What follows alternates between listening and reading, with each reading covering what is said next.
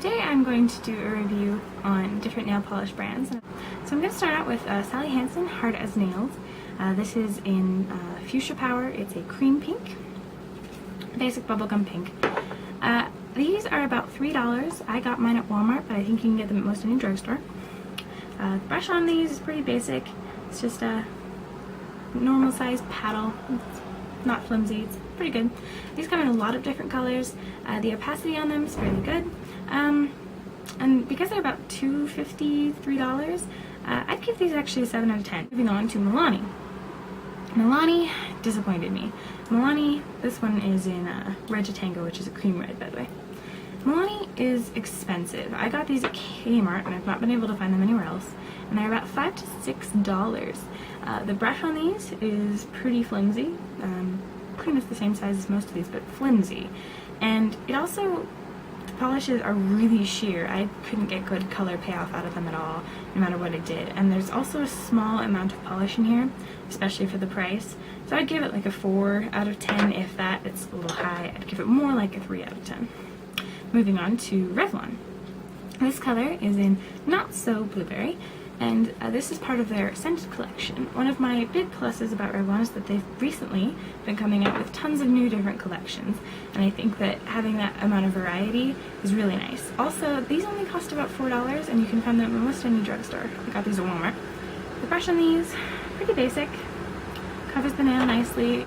Because they're so cheap and there's lots of different colors, and because they're pretty opaque actually, I'd give these about an 8 out of 10. Pretty high rating for me. London Lasting Finish Pro. This one being in black satin. And my biggest reason for loving these is the brush on them. The brush on these is massive. It's wide paddled and it's got a rounded tip, and that just makes it so nice and easy for painting on. Also, these are all, from what I can tell, really opaque, and they glide on really smoothly, and they're really nice. Actually, I kind of put these in with my higher end nail polishes, so I'd give these like an 8.5 out of 10. Really nice. I love those. Moving on to something kind of in between drugstore and high end, Sinful colors. This one is in Mercury Rising, and the brush on these is probably the biggest disappointment about them. It's small, kind of flimsy, cheap, in my opinion. And they come in tons of different colors. They're pretty cheap. They're about $3, I would say, $2 to $3. And they come in tons of different colors. The color payoff's okay, and they take a while to dry, but because of the price, I am willing to forgive that. And give them like a 6.5 out of 10. They're pretty meh, but they're definitely not as bad as Milani. They're pretty good comparatively. And moving on to Ulta.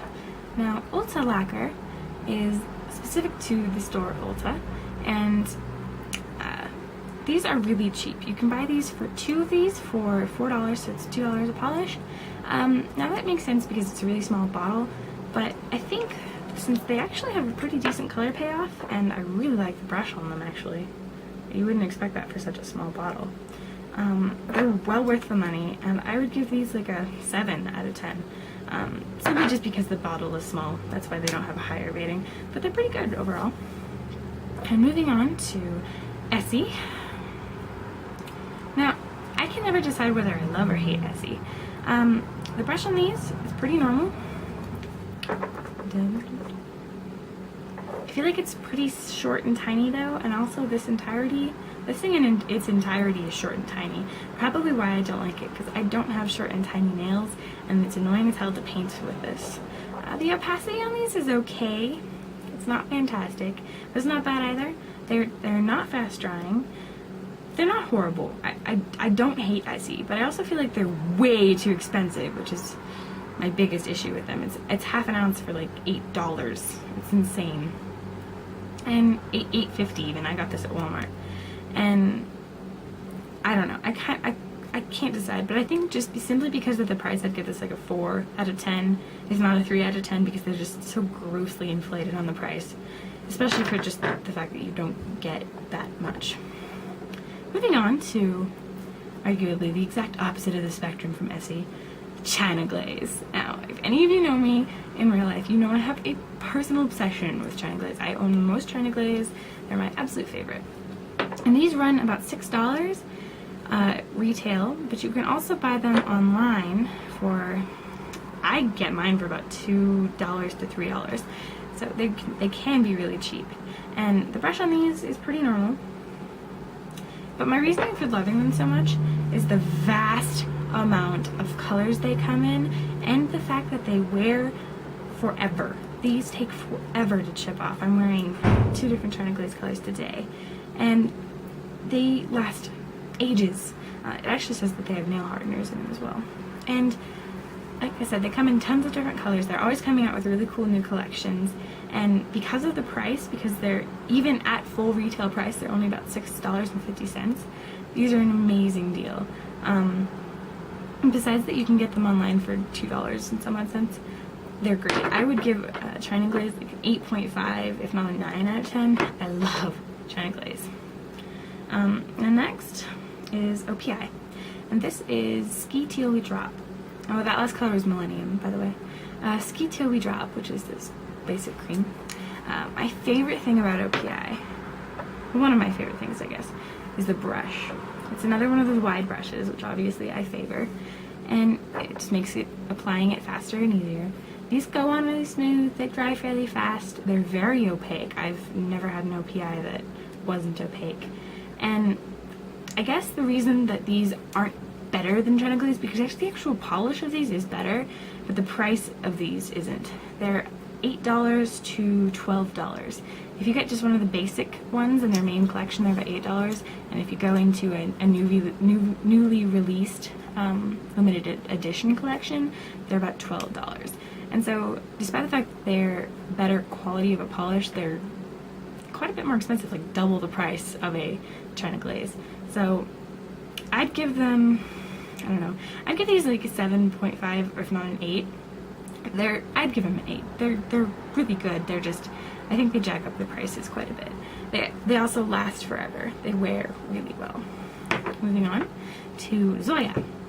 Now, I love Zoya, but I also kind of don't like Zoya because, let's see, the brush on these is another one of those really short little tiny ones, which I just don't like. I think it kind of makes applying these harder than it needs to be.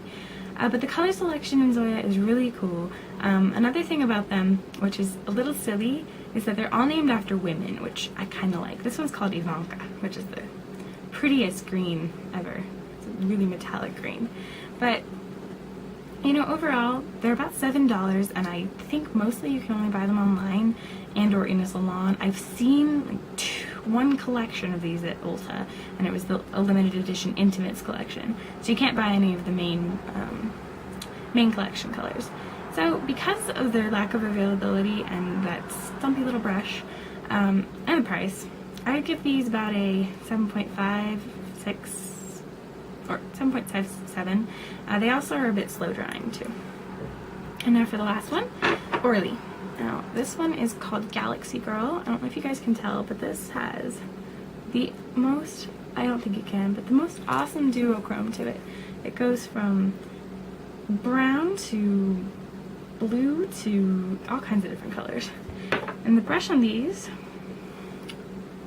is pretty much the same as most of these. Pretty normal. One thing I really do like about Orly though is that the handle is this grip. It's a rubberized grip, making it really easy to unscrew and screw the top back on. Also, this is the largest of all the polishes. It has the most, and it costs about $7 to $10. If you get them just in their main collection when they're not a limited edition release, they're about $7. However, this one, which is part of their most recent limited edition release, is about $10. This one was a little bit sheer, and I was kind of disappointed in the duochrome, but overall for Orly, I would say they were pretty good, and but because of the price, I would give them about a 6 to 7 out of 10. But like I said, the handle is amazing, and overall the color selection is pretty good. Well, I hope that helped you guys if you were looking for different brands of nail polish, but if you weren't, well, I'm not sure why you watched the entirety of the video, but hope you have a really good day, and